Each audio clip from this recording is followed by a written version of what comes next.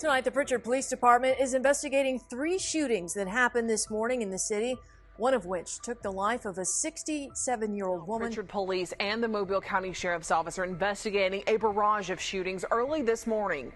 3 happened over a 2-hour span, one of them ending in the death of a 67-year-old woman who was shot and killed. We love you, Anthem! In that somber ceremony drawing out the crowds onto Sample Street in Pritchard, the very street Thomas lost her life. You can see those framed pictures of Miss Thomas scattered about the area on your screen there. I'm told Miss Thomas loved to host events where food was involved, so her family and friends did just that in her honor as they hunt for the killer or killers responsible. In a stance of solidarity, those families came together to not only honor her life, but to take a stand against the rampant violence.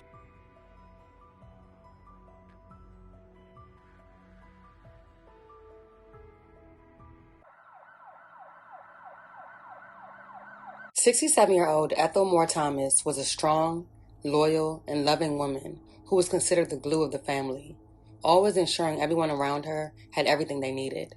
She was easily considered the matriarch of her community, often hosting events full of good food, fun, and laughter.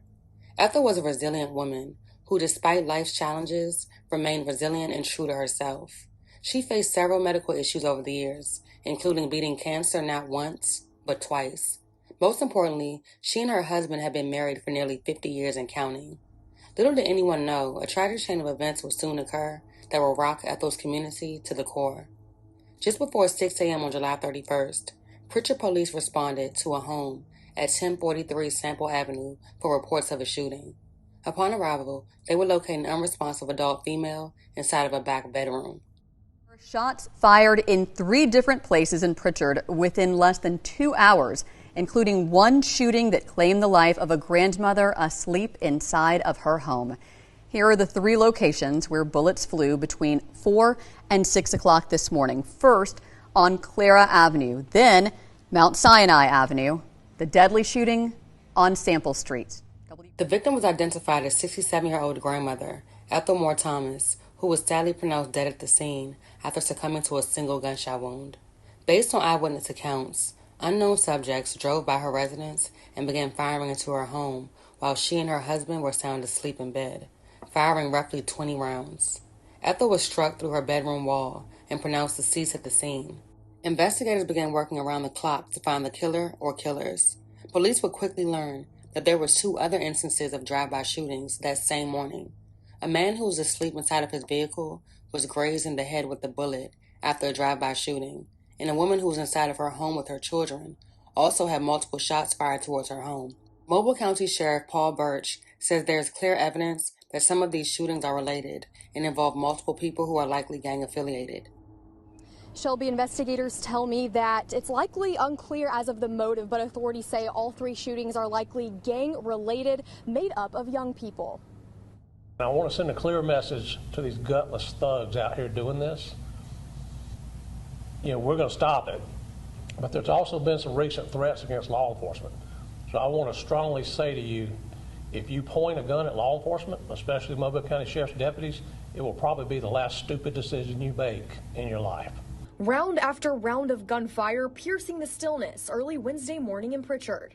Investigators say 67-year-old Ethel Moore Thomas was sleeping peacefully in her home alongside her husband when a group of people drove by her home, opened fire, and killed her. It all happened on Sample Street around 6 a.m. She didn't have anything to do with anything that was going on in the city, going on with any of these gangs that are out here shooting up people and robbing and killing folk. Police say Thomas was a grandmother, and they believe the fatal shooting involved a Glock switch. Just by the sound of the rapid gunfire. That's another battle that we're dealing with on the street. But that's not all. Right before Thomas was killed, 2 other shootings occurred. Investigators say a young man was sleeping in his car on Clara Avenue when he awoke to gunfire. Luckily, he only suffered minor injuries from debris that struck his leg. Then, 30 minutes later, authorities say a young woman and her children were sleeping inside their home on Mount Sinai Avenue when shots were fired at their house. Thankfully, no one was injured. She had to get on the floor. Now she's leaving the home because she's afraid that people may come back and try and retaliate. Investigators say over 20 rounds of gunfire were fired at each scene. We don't believe that any of these people that sustained injuries or were shot at this morning, we don't believe any of them to be the intended targets. Mobile County Sheriff Paul Birch and Pritchard's Lieutenant Robert Martin are taking a unified stance against what they're calling senseless acts of gang violence. The people responsible still at large. They're urging people to come forward. They may be fearful of retaliation. However, if we don't get the people off the street, then it will continue to happen. The lives for the family of Ethel Thomas would change forever after learning the devastating news. I can't believe it, you know. And me and her were close like sisters. And that's going to hurt me. You know. She was a sweet person. She was the mother to everybody around here. I mean, we not just hurting. I mean, everybody's hurting. Like, everyone's hurting. She fed this whole community. Thomas's family says Ethel was resilient as she's had her share of medical problems over the years, but they never expected her life to end like this. She was a fighter. She battled cancer twice and beat it. Yeah, she battled triple bypass and beat it. She battled reconstructive surgery on her face and beat it. And for somebody to take her out with a bullet, I just don't understand. They didn't have to do that. You're not safe in your own home. Nope. The senseless gun violence has led community activists like Patrick Munderland to speak out. More neighbor responsibility. Neighbor sees something, don't just sit back and close your door. Call the police. And as for her family, the one thing they say they'll miss about Ethel was her delicious food. She can cook, yes. She ain't teach me, but she can cook. What's something that she would cook that you say is really good? Beans. Yep. Beans and greens. Beans and greens. Beans and greens. Oh. Family, friends, and even strangers gathered for a candlelight vigil to honor the life of a woman who meant so much to many, a true matriarch of her community. I have a special operations division. It's 40-something deputies that are 100% proactive, so I can send in to any part of the county that we need to address problems. Birch stressed that no one should live in fear in their own home. We get frequent calls from citizens of Pritchard. They're scared to go out in their front yard. They're scared to sit on their porch. And no one should have to live that like that. As law enforcement prioritizes the safety of residents, Birch says their own well-being is also at risk. The sheriff tells Fox 10 News that gang members have been making threats against deputies. He made it clear that they will respond decisively to any attempts to harm law enforcement. If you point a gun at law enforcement, especially a Mobile County deputy, again, it'll be the last stupid decision you make. As of right now, there's still been no arrests in the case, and police along with law enforcement are encouraging anyone with information to come forward. The case remains ongoing. This was a senseless, reckless disregard for human life shooting into someone's house, especially while they're in their sleep. And I want to send a clear message to these gutless thugs out here doing this. We're going to stop it, but there's also been some recent threats against law enforcement. So I want to strongly say to you, if you point a gun at law enforcement, especially Mobile County Sheriff's deputies, it will probably be the last stupid decision you make in your life. So, and I want that message loud and clear, but we're going to put an end to it.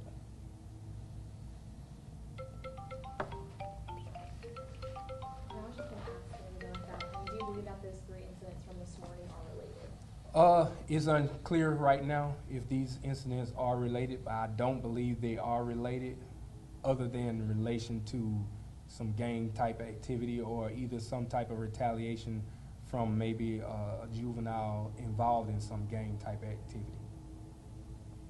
At the time, we don't know who these people are, correct? We don't, and again, our crime scene works, every scene with the Pritchard Police Department, and we're collecting evidence and assisting them with interviews. We hope that we will get some, actionable intelligence on this, and we're going to go after them hard and heavy and do our best to incarcerate them for the rest of their life. Because, it's inexcusable for somebody to shoot into somebody's house, while they're in their sleep. It's stupid just to shoot the way they've been shooting anyway, but it's, I think we've talked enough where it's clear that it's gang activity and it's young people.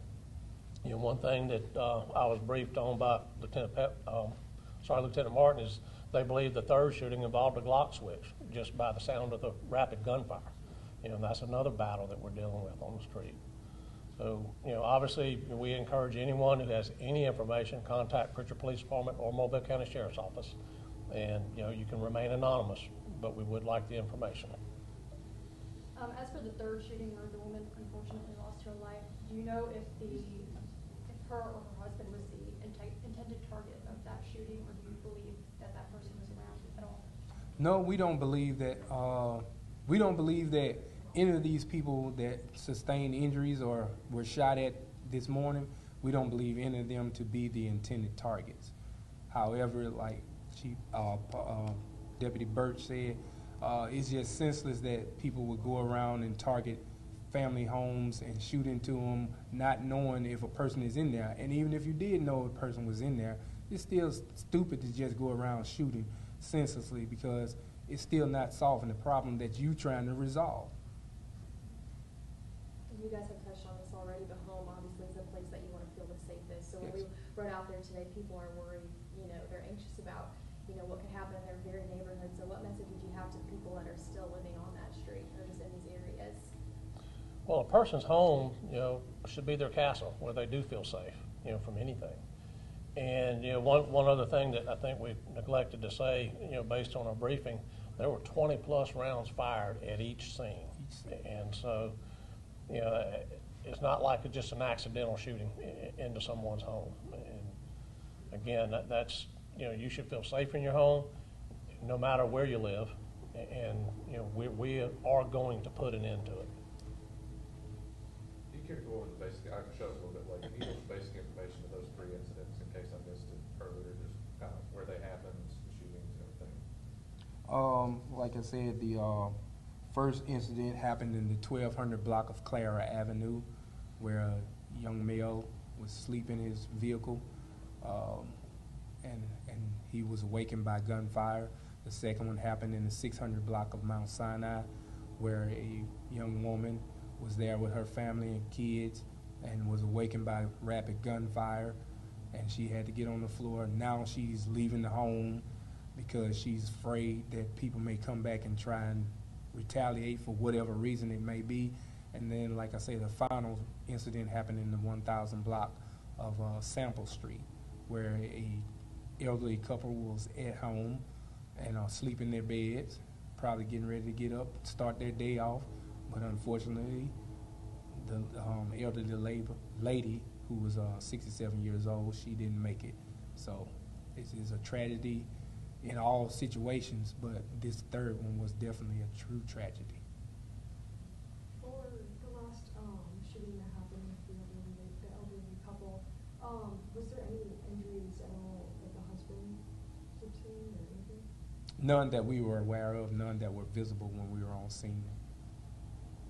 About what times did the first two incidents happen on Clara and Alexander? I just say between the hours of 4, but they were within the hour, within 30 minutes or so of each other. All three incidents were about within 30? Well, the last incident was probably about an hour later, because it was going into 6 o'clock. You both mentioned that these gangs are likely comprised of young people. Anything that you want to say on that? I think I said what I wanted to say about it, and I hope that message gets to them. I mean, ruling with him, we were tired of it. It's just senseless young kids going around getting easy access to guns, switches, and all this type of stuff. And we just had an incident a couple weeks back where 2 young kids were killed right up here at 200 Mare Street, and then maybe 3 hours later, another kid was gunned down, and it just continues to go on. How can we combat this senseless violence that we're seeing among our youths in this community? Well, I feel like it's going to start from the legislative people. They have to get stricter gun laws in here, to whereas anyone caught with switches and illegal handguns anyway, they should automatically do extensive time right off the bat. Is there going to be more police patrol around these areas now, or are there already? We have been partnering with Pritchard, and you know we're in here most of last week. You know, we had an operation Monday and yesterday where we were conducting federal roundups, so we will get right back on it. You know, if not this afternoon, tomorrow, and they will be sustained. They're not just show up for a couple of days, and you know we are going to help clean up the streets. How important is it for people to come forward, even if they're reluctant or hesitant? You know, it's extremely important from the sense that, you know, I know a lot of times they may be fearful of retaliation. However, if we don't get the people off the street, then it will continue to happen. And you know, I'll say again, information can be given anonymously. And you know, we follow up on each and every tip. And you know, some of the recent homicides and shootings, you know, as soon as we get something or Pritchard gets something, we share information and you know, put a plan together. But it's extremely important. If we don't know the information, we can't move on it.